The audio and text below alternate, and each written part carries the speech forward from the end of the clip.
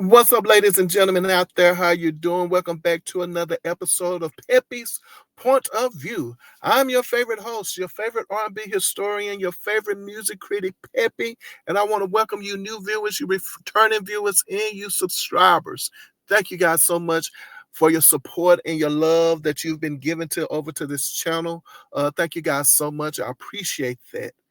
Yes, I do.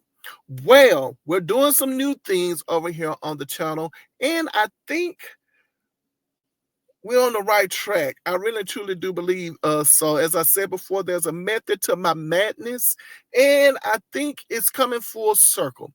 So right now, what I'm asking you guys to do, if you are not a subscriber, I'm asking you to go ahead on and hit that subscribe button. Why? Because I have a goal in mind. I have a goal that I want to go ahead on and hit that 150,000 subscribers. Yes, I do have a goal in mind. Now I'm ready to give you guys exactly what you've been wanting over here.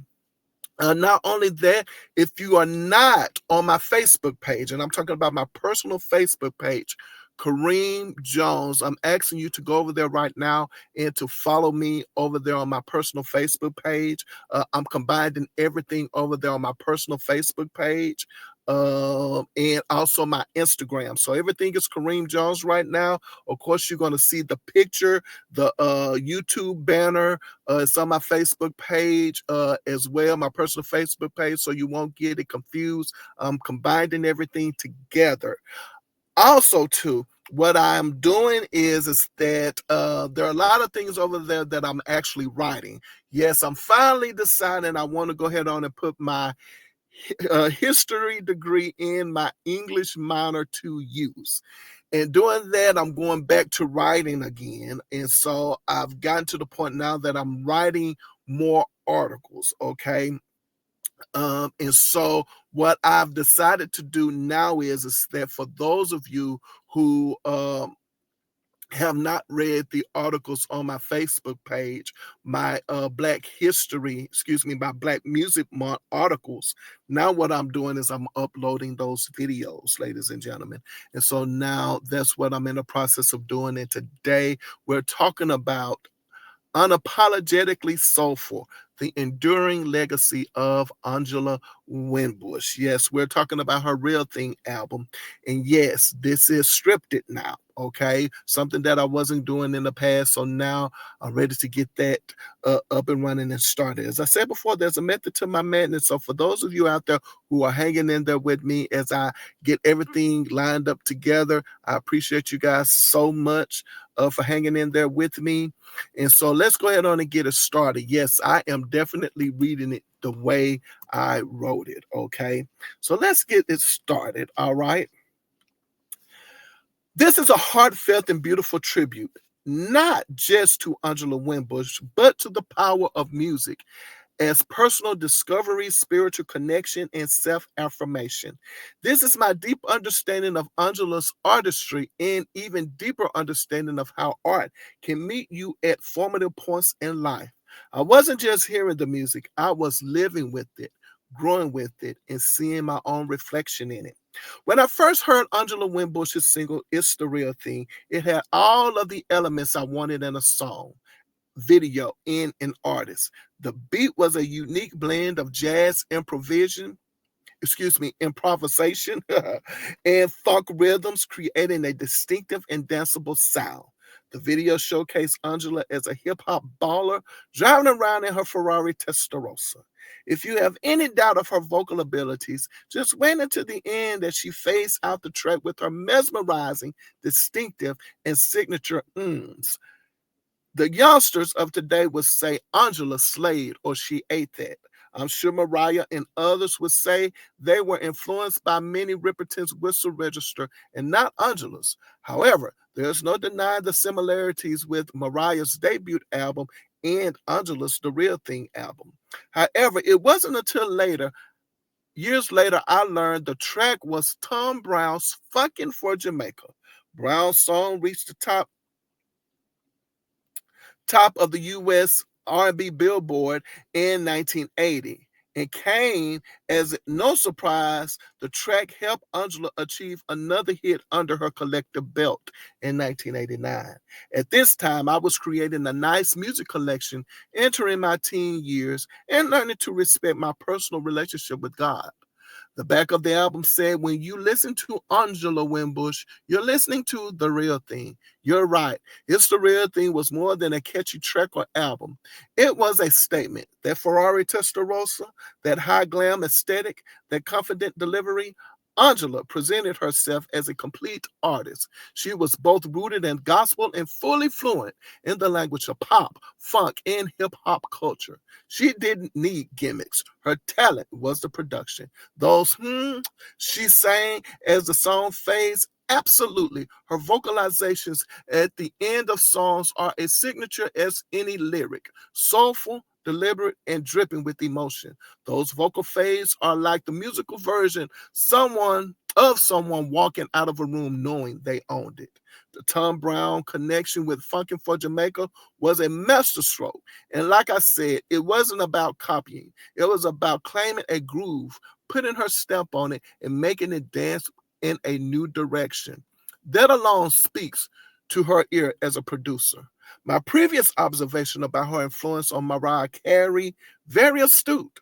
While Mariah openly cites Minnie Riperton, and that's clear in her whistle register in some of her songwriting, Angela's blend of sensuality, spiritual undertone, and self-produced strength prefigured what Mariah would eventually bring to the mainstream.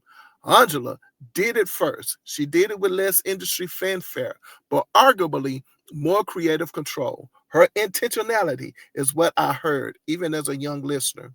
When I talk about Angela thanking God in her church, Apostolic Faith Home Assembly, and how that resonated with me as I was on my own spiritual journey entering my teen years. That's the type of connection that transcends chart positions or radio play. I felt the sincerity in her voice, and in songs like I've learned to respect the power of love, I never be the same, thank you, love, and lay your troubles down. She wasn't just performing, she was witnessing. That's why her secular music could hold spiritual power. Angela Winbush's songs she wrote and produced for herself and other artists, unbeknownst to me, were already heavily showing up in my music collection. Thanks, album credits. Instead of expanding my ear to other songwriters and producers, I decided to ride the pulsating rhythmic waves of Angela. There were a lot of coincidences showing up in her music I couldn't shake.